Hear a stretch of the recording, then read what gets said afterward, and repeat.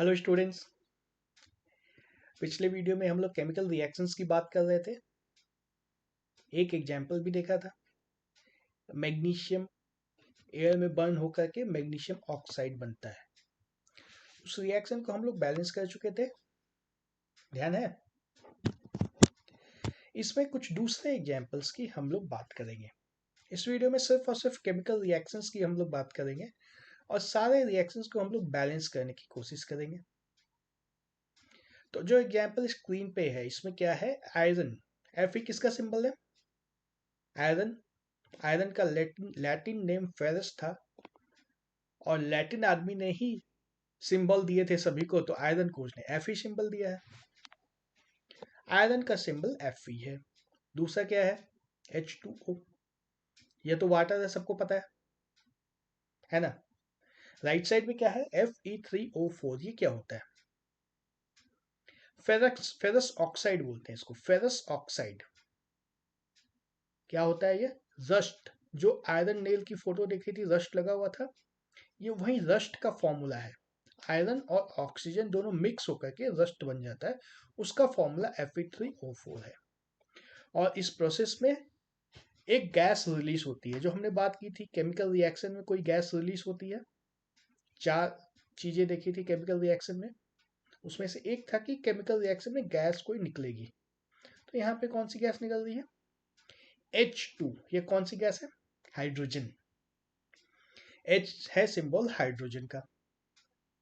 तो अब chemical reaction तो है, यह क्लियर है, केमिकल रिएक्शन ही है और नहीं तो क्या है। लेकिन ये बैलेंस है या नहीं है, इसको चेक करना है हमें। कैसे चेक करते थे? पिछले वीडियो में एक बार चेक किया था हमने, ध्यान आ रहा है?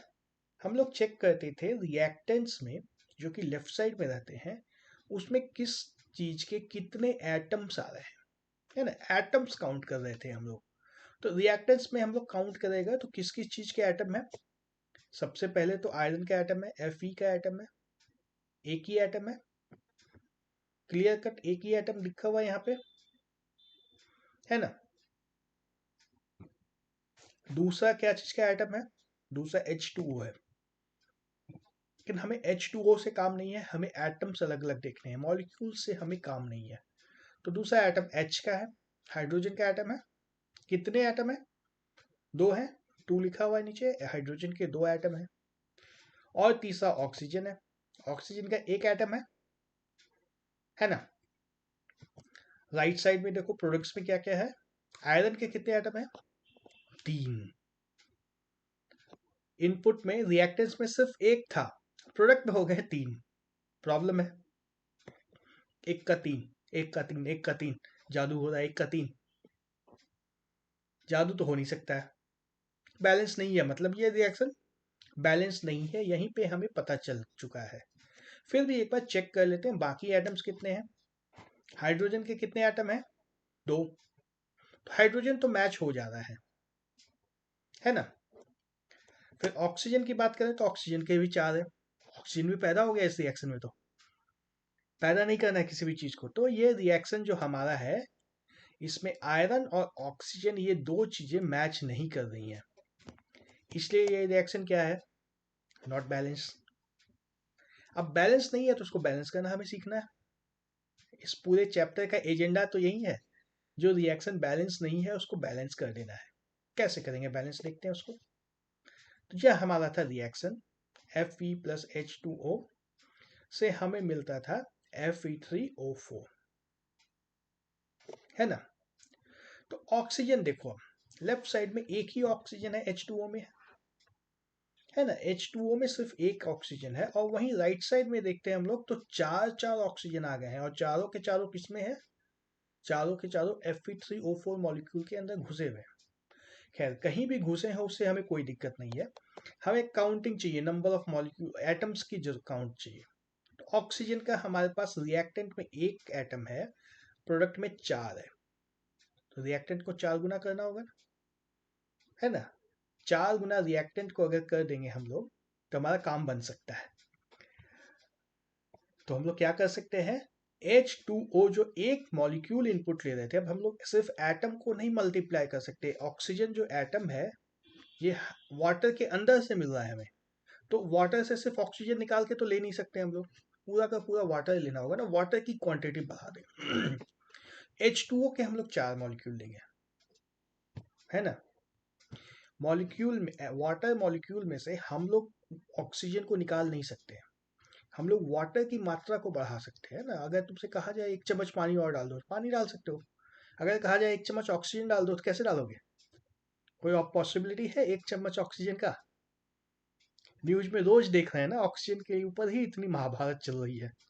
ऑक्सीजन खत्म हो गई, लेकिन पानी खत्म नहीं हो रहा है। ऑक्सीजन में से पानी में से ऑक्सीजन निकालना पॉसिबल नहीं है, इसलिए वो लोग ऑक्सीजन के लिए मर रहे हैं। तो हम लोग भी ऑक्सीजन में से पानी में से ऑक्सीजन नहीं निकालेंगे, हम लोग पूरा का पूरा पानी ऐड कर देंगे रिएक्शन में। तो हम लोग वाटर के 4 मॉलिक्यूल इनपुट कर देंगे रिएक्टेंट्स में, तो हमारा रिएक्शन कुछ इस तरह का हो जाएगा, है ना। वाटर पहले जो एक था, पहले वाटर यहाँ पे एक ही मॉलिक्यूल जा रहा था, लेकिन अब वो 4 मॉलिक्यूल हम लोग वाटर के इनपुट में डाल रहे हैं। 4 मॉलिक्यूल डालने से क्या होगा, हमारा ऑक्सीजन तो बैलेंस हो जाएगा, है ना।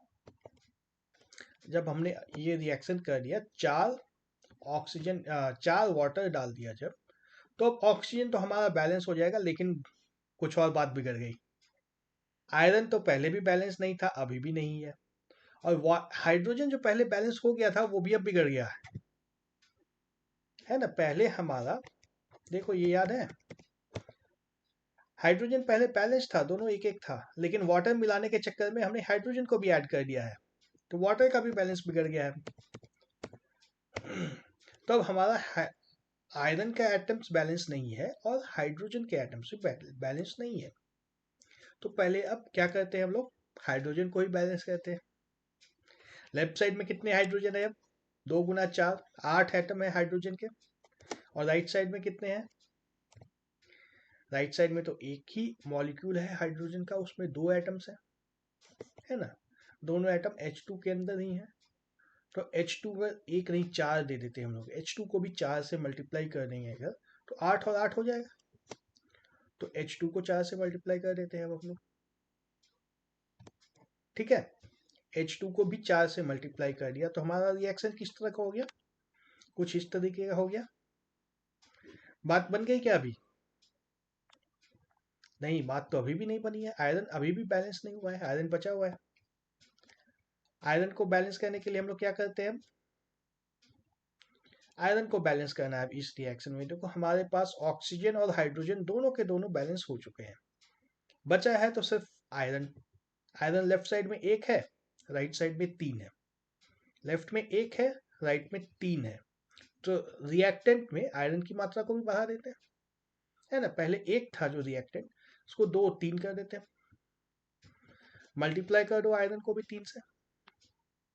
आयरन को जब 3 से हमने मल्टीप्लाई कर दिया, तो हमारा रिएक्शन इस तरह का आ गया, 3Fe प्लस 4H2O से मिल जाएगा हमें Fe3O4 प्लस 4 टाइम्स H2, ठीक है।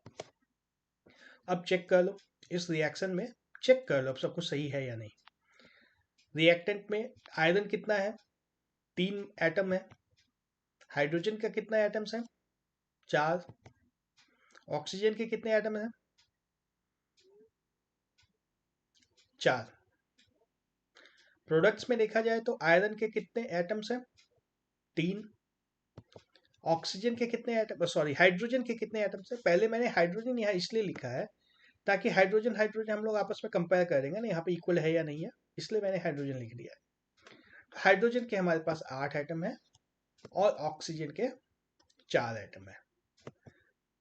मैच हो गया, सबका सब मैच हो गया, ये रिएक्शन हो गया हमारा बैलेंस।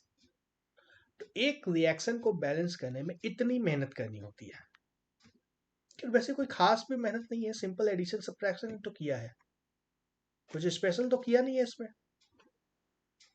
है ना। एडिशन सब्ट्रैक्शन सबको आता है, बस काउंट कर लेना, लेफ्ट साइड में जो है उतना ही राइट में होना चाहिए। लेफ्ट और राइट बराबर, दोनों बराबर होने चाहिए। क्या चीज बराबर होनी चाहिए लेफ्ट और राइट में, एटम्स की संख्या। एटम्स की संख्या अगर बराबर होगी तो समझ लो रिएक्शन बैलेंस हो गया। ऐसा कुछ स्पेशल तो है नहीं, एक एग्जांपल और लेके देखे क्या। अच्छा, एग्जाम्पल के पहले जो रिएक्शन हमने लिखा, इसमें हमें पता नहीं चल रहा है ना क्या चीज लिक्विड है, क्या चीज सॉलिड है, कौन सा गैस है। हमने बात की थी कि चेंज ऑफ स्टेट होता है रिएक्शन में, कोई गैस निकल भी सकती है। लेकिन जो अभी तक रिएक्शन लिख दिया इसमें तो कुछ पता नहीं चल रहा है कौन सा सॉलिड है, कौन सा लिक्विड है, कौन सा गैस है, क्या हो रहा है इसमें। हमें पता होना चाहिए ये आयरन सॉलिड होता है, आयरन नेल हमेशा ही सॉलिड ही होता है ना, तो लिक्विड कर नहीं सकते उसको। पिघला सकते हैं क्या, लिक्विड बना सकते हैं उसको? नहीं कर सकते हैं ना। H2O गैस है, H2O पानी से रिएक्ट नहीं करता है, ये वाटर वेपर या स्टीम से रिएक्शन होता है। ये जो है ना रिएक्शन जो लिखा हुआ है रस्टिंग ऑफ आयरन का, अगर आयरन को पानी में डुबा दोगे तो रिएक्शन नहीं होता है। क्यों नहीं होता है? क्योंकि H2O ये गैस फॉर्म से रिएक्ट करता है, आयरन लिक्विड फॉर्म H2O से रिएक्ट नहीं करता है। तो इसमें जो रिएक्टेंट में H2O है, H2O जो रिएक्टेंट में है हमारा, ये गैस फॉर्म में है। और प्रोडक्ट में जो आयरन ऑक्साइड है, फेरस ऑक्साइड या आयरन ऑक्साइड, एक ही बात है। ये तो सॉलिड होता ही है, रस्ट हमने देखा है सॉलिड होता है। लेकिन H2 है, ये क्या है पता था क्या? ये गैस होता है, H2 गैस होती है। तो ये सारी जानकारी हम लोग केमिकल रिएक्शन में भी दे सकते हैं इस तरीके से, छोटे से ब्रैकेट में लिख देंगे। आयरन सॉलिड है, छोटा सा लिख दिया S। वाटर गैस है, छोटा सा G लिख दिया। फेरस ऑक्साइड सॉलिड है, हाइड्रोजन गैस है। ठीक है, चलो एक एग्जांपल और देखते हैं हम लोग बैलेंस करने के लिए। Right balanced chemical equation for hydrogen plus chlorine gives you hydrogen chloride. तो अब रिएक्शन कैसे लिखें इसके लिए? रिएक्शन लिखने के लिए सबसे पहले तो हमें पता होना चाहिए कि हाइड्रोजन एटम लेना है या मॉलिक्यूल लेना है। हाइड्रोजन एटम लेना है या मॉलिक्यूल लेना है? ऑब्वियसली मॉलिक्यूल लेना है, क्योंकि हाइड्रोजन हमेशा H2 फॉर्म में ही एग्जिस्ट करता है। हाइड्रोजन एक अकेला हाइड्रोजन का एटम नहीं मिलेगा, बहुत रिएक्टिव होता है, कहीं नहीं मिलता है। तो हाइड्रोजन मॉलिक्यूल हमें लेना होगा, उसका फॉर्मूला चाहिए। हाइड्रोजन मॉलिक्यूल का फॉर्मूला क्या होता है? सिंबल बोलो या फॉर्मूला बोलो, एक ही बात है। रिएक्शन के लिए तो वही हमारा सिंबल होगा ना। हाइड्रोजन का सिंबल H है, लेकिन यहाँ पे हमें मॉलिक्यूल लेना है, तो मॉलिक्यूल के लिए फॉर्मूला हमारा क्या है? H2। जो हमें पता भी होना चाहिए ना कि एक मॉलिक्यूल में कितने एटम होते हैं। ले लिया हमने, चलो हाइड्रोजन और ले लिया, पहले थोड़ा सा हाइड्रोजन ले लिया, उसमें क्लोरीन मिलाया, हाइड्रोजन क्लोराइड मिल गया हमें। लेकिन एक हाइड्रोजन मॉलिक्यूल में कितने हाइड्रोजन के एटम होते हैं, जब तक ये नहीं पता होगा तो बैलेंस तो हो नहीं पाएगा। हो पाएगा क्या? नहीं हो पाएगा ना। तो हाइड्रोजन हमें H2 लेना है, हाइड्रोजन मॉलिक्यूल लेना है। एटॉमिक फॉर्म में हाइड्रोजन एग्जिस्ट नहीं करता है। नेचुरली जो चीज एग्जिस्ट करती है वही चीज हम लोग ले सकते हैं। हाइड्रोजन कभी भी अकेला एक एटम नहीं रहता है, हाइड्रोजन मॉलिक्यूल के फॉर्म में रहता है। हाइड्रोजन गैस भी जो मिलती है, हाइड्रोजन मॉलिक्यूल्स रहते हैं, उसमें हाइड्रोजन के एटम्स नहीं रहते हैं। उसी तरीके से क्लोरीन, क्लोरीन का केमिकल सिंबल क्या है और उसके मॉलिक्यूल में कितने एटम्स रहते हैं, दोनों चीजें चाहिए हमें। क्लोरीन का सिंबल Cl है और एक एटम में दो मॉलिक्यूल होते हैं Cl2। और ये हाइड्रोजन क्लोराइड, ये कौन सी बला है? हाइड्रोजन क्लोराइड का फॉर्मूला HCl होता है। इसमें हाइड्रोजन भी होता है, क्लोरीन भी होता है, और दोनों के एक एक मॉलिक्यूल होते हैं। एक हाइड्रोजन एक क्लोरीन, मिल गया एक हाइड्रोजन क्लोराइड। ठीक है, ये चीजें आप सेट करो। जब भी कोई नाइट्रोजन, ऑक्सीजन, हाइड्रोजन, कोई भी इस तरह की गैस लेनी हो, क्लोरीन भी उस तरह से गैस ही है, कोई भी ये गैस जब भी लेनी है रिएक्शन में, तो सभी के मॉलिक्यूल नहीं मिलते, मॉलिक्यूल्स मिलते हैं, एटम्स नहीं मिलते हैं, है ना। कभी भी रिएक्शन लिखने की जरूरत पड़ जाती है कि हाइड्रोजन से रिएक्ट कराना है किसी चीज को, तो हाइड्रोजन के एटम से रिएक्ट नहीं करवा देना है। हाइड्रोजन का एटम एग्जिस्ट नहीं करता है नेचर में, हाइड्रोजन का मॉलिक्यूल एग्जिस्ट करता है, तो हाइड्रोजन के मॉलिक्यूल से रिएक्ट करवाना है, क्लोरीन के मॉलिक्यूल से रिएक्ट कराना है। ठीक है। आयरन जो है वो उसका कोई मॉलिक्यूल नहीं होता है। पिछले एग्जाम्पल में हमने देखा था आयरन को सिर्फ F ही लिया था ना। आयरन मेटल है, आयरन का कोई मॉलिक्यूल नहीं बनता है, वो प्योर फॉर्म में रहता है। आयरन जो नेल रहती है, कील जो दीवार पे ठोकते हैं या किसी कुछ भी और काम करते हैं, उसमें आयरन आयरन प्योर फॉर्म में रहता है। आयरन का कोई मॉलिक्यूल नहीं बनता है, इसलिए वहां पे Fe लिया था। तो ये चीजें हमें पता रहनी चाहिए, कहाँ पे मॉलिक्यूल लेना है, कहाँ पे एटम लेना है। ठीक है, तो अब तीनों का जब हमें केमिकल फॉर्मूला मिल गया, तब रिएक्शन लिख देंगे। रिएक्शन लिखने में क्या लगा है, H2 + Cl2 gives HCl। बहुत ही आसान था ये तो, इससे आसान कुछ होगा क्या? रुको, कुछ मिस हो रहा है। क्या मिस हो रहा है?